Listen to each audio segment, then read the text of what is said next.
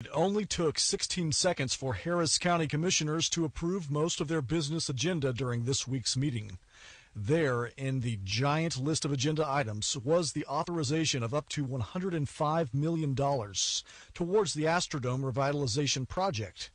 Though it's not riveting radio, here is the Harris County Commissioners Court in action, all agreeing without discussion.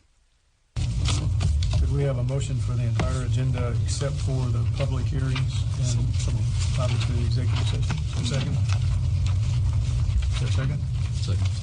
All in favor signify by aye. Aye. Any opposed? Very good. The Astrodome revitalization project has been in the works for years. In September 2016, the Commissioners Court voted to begin the design phase of the revitalization project. Back then, the Commissioners Court discussed the project more in depth. The design plan calls for raising the ground level of the Astrodome 2 floors to fit in roughly 1,400 parking spaces. If everything goes as planned, the Astrodome will become a much sought-after event venue and will help generate more hotel occupancy taxes and parking revenues. Harris County Judge Ed Emmett said this week that he expects about a third of the $105 million price tag for the Astrodome project to come from the county's general fund. Also during the Harris County Commissioners Court meeting this week, local activist Daniel Cohen addressed the court. Cohen spoke about the article he read this week in ProPublica that criticized the county for its response to Hurricane Harvey. Here is Cohen's address to the Commissioners Court in its entirety. Hello, gentlemen. I'm Daniel Cohen with Indivisible Houston. Thank you for the opportunity to address the Commissioners Court this morning. Hurricane Harvey may seem like a storm that never ends to those of us who like to read the news, but as you know, we're not the only ones who feel that way. In the wake of the flood, our hearts and spirits were lifted by the courage and organization of Harris County. Later, we'd see Houston Strong and Texas Strong take off. I'm still waiting on my Harris County Strong t-shirt. I had no boat, but I and many others coordinated to communicate with those performing high water rescues, such as the Cajun Navy. We coordinated lists of potential drop points for resources when the waters cleared. We raised funds from generous people all over the world, and when the water did eventually clear, we worked with BLM and other groups out in Lakewood and other affected areas. In some neighborhoods, they were the only groups that ever came to help. So I was upset when 24 hours ago, ProPublica published a damning, in-depth, thorough, well-researched report of the failure to act by Harris County government on the emergency plan that had developed months earlier. My guess is that not everyone here has read it, so here are some of the greatest hits of it.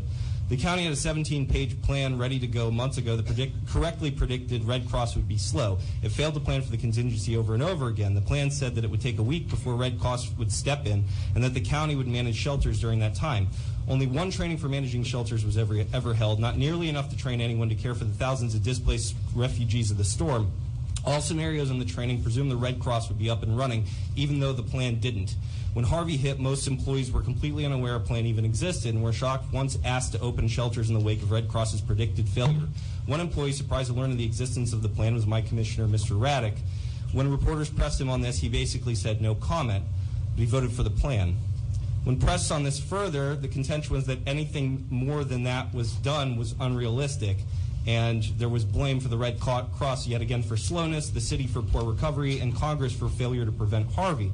When reporters asked for a list of shelters surveyed in advance of the storm, the county accidentally forwarded the press emails of them scrambling for an explanation to give. Because there was no list, it doesn't exist. Remember, the plan was never followed. And as the county media specialist said to the supervisor, do you want to reply to the reporter, or do you want me to tell her these documents do not exist? She's going to ask why.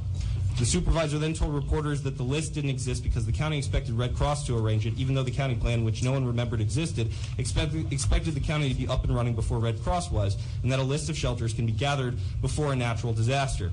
The supervisor also claimed to work with HISD in preparation for the storm, which was news to HISD. Gentlemen, this is above politics. Plenty of Harris County residents have addressed the court on Harvey. Plenty of students in the county are still homeless and struggling to keep up with their schoolwork in spite of their hardships. They eat off grills, they sleep in tents. Black mold consumes their homes. They're not back on their feet. And we're working on getting them wardrobes together this week, and there will be recovery efforts for as long as we need to have recovery efforts to get them back on their feet, which will still be a long time from here.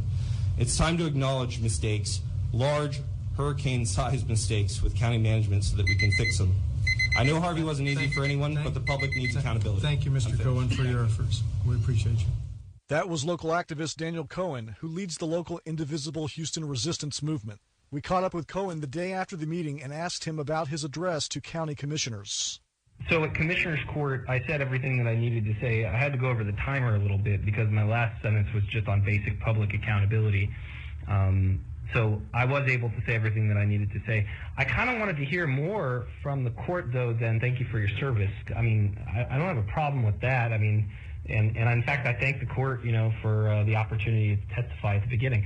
But we have to have an open discourse over important issues, and there's no issue that's more important than Harvey and Harris County right now because people lost their homes and lost their lives in a lot of cases. So, it's not really that I had more to say. It's that I wanted to hear more from them. I think people need to understand the power that the county commissioner's court has. A lot of people don't know. It's empowered by the state, but basically the judge is more akin to a governor, and the county commissioners are more akin to city council types or like state delegates. So there's a lot of power there. I mean, they decide where a lot of money goes. They decide what happens to people's lives. And I think we need to be paying close attention because they're in charge of things like emergency management, and that affects all of us. As for whether or not it's worth it to go to public hearings, it absolutely is. How do I feel going to public hearings when I feel like, what I'm saying hasn't had as much of an impact as I wish? Well, look, it's not a magic bullet. But public hearings are extremely important. They're public pressure points for bodies of legislators or decision makers or stakeholders or constituents. HISD has them, Harris County Commissioner's Court has them, Harris County Department of Education has them. A lot of times the state has them when the ledge is making decision. There are open committee hearings. There's hearings on any number of different things. It's hard to keep track of, in fact, especially if you have a normal life, whatever that might look like, right? Kids or family or job, hobbies, things that you like to do. So it's hard to get out to all of them, and it's hard to even know where they are. So I feel like, testifying at Commissioner's Court and other places like that does a real service to the general public, like whenever we go in there and do it as people. Learn more about Cohen and his group Indivisible Houston at indivisiblehouston.org.